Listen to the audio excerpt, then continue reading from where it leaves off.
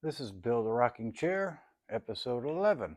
We're going to cut and glue up an adder piece to the back leg. So back when we did our layout, we had some pretty rough dimensions of the back leg on our material.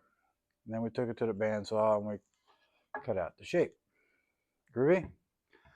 Well, if you did as I suggested multiple times, and you kept your cutoffs, this next step will be really easy.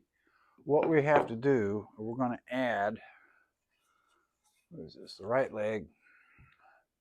Looking at the front here, we're going to add thickness to the inside of the seat pad.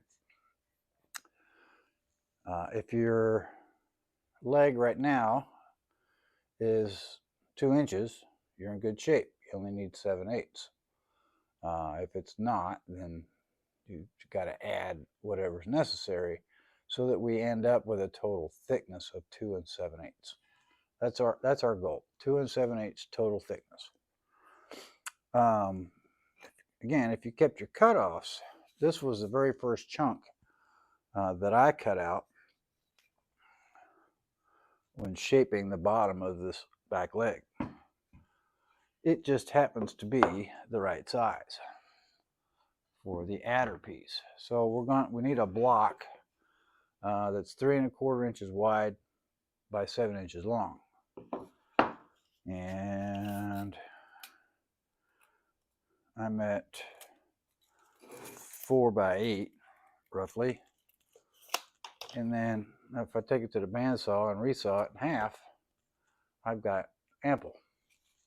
All right. Again, I'm at 2 1/4. So I can rip this in half, make my shape. I can get both pieces out of this. If you can't, no big deal. You should have 2 of these. So you can just process them both to 3 1/4 by 7 by whatever thickness that you need to add to the inside of the leg. Now, prior to gluing these on, again, like we did before, we want to hand plane this inside surface and your new block perfectly smooth and glue it on. Groovy? All right. So I'm going to square this up and resaw it, and we'll come back. Okay. So I took that block and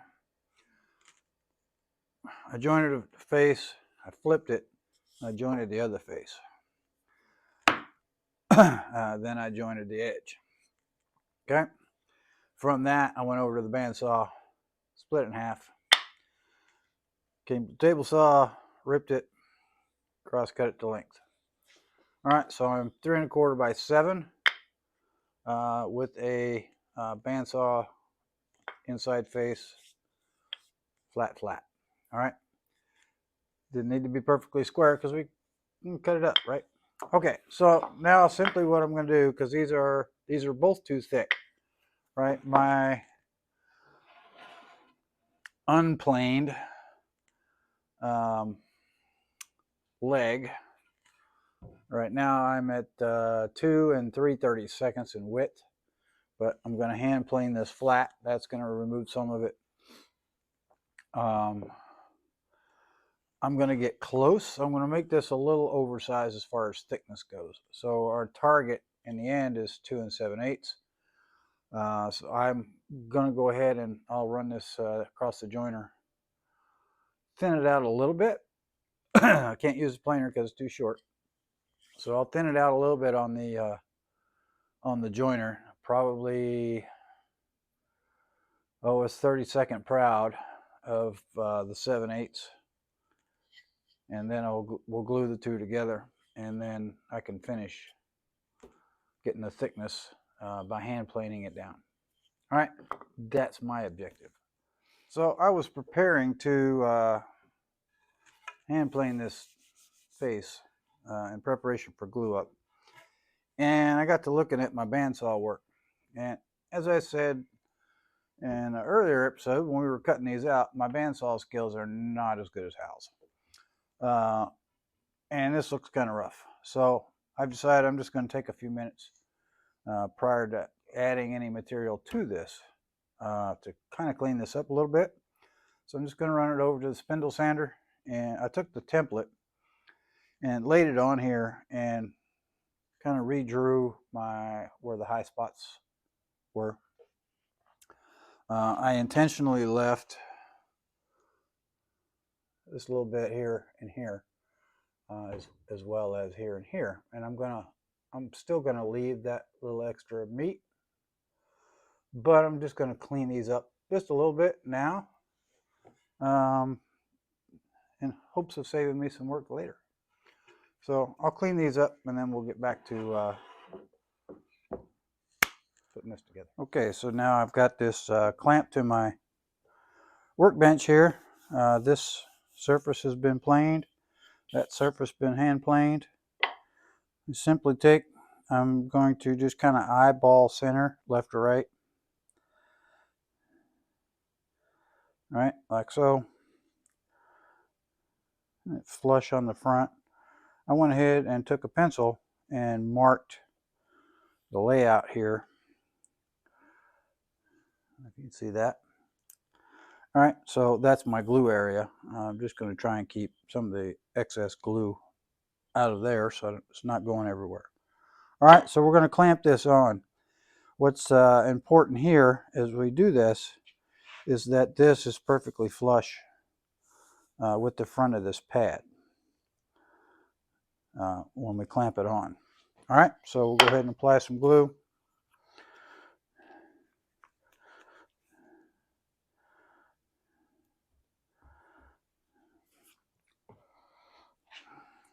I guess I could use a brush this time.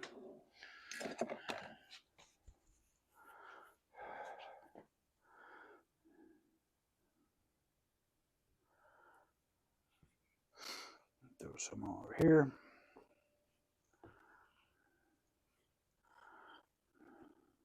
The other side. Okay.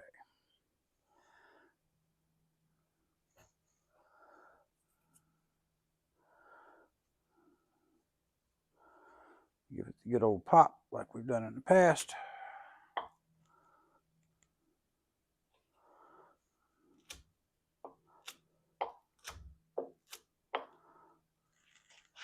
All right.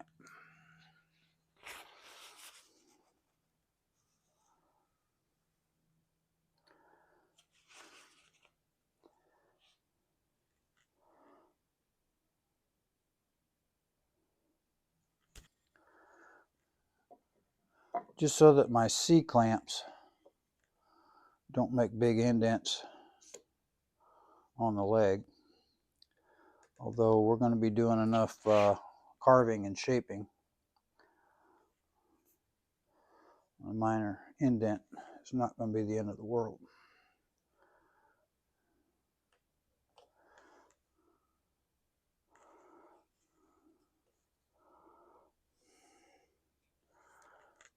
All right, there we go. So now I take my C-clamp and clamp the snot out of this thing.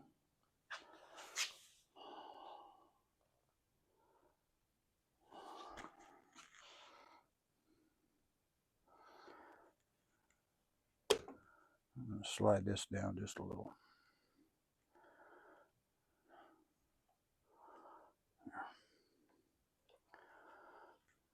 My alignment back.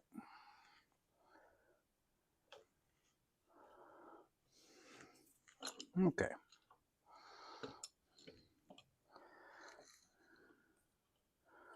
I'll just start right here. Watch it squirm.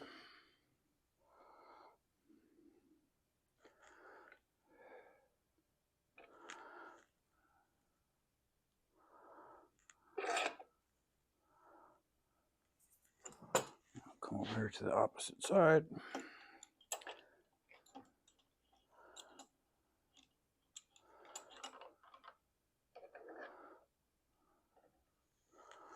That just made it worse.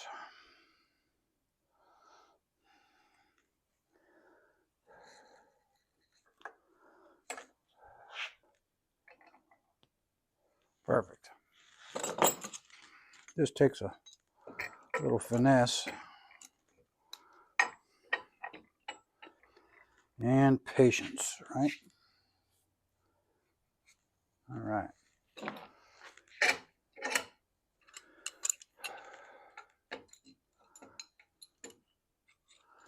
Yep. Nice and flush.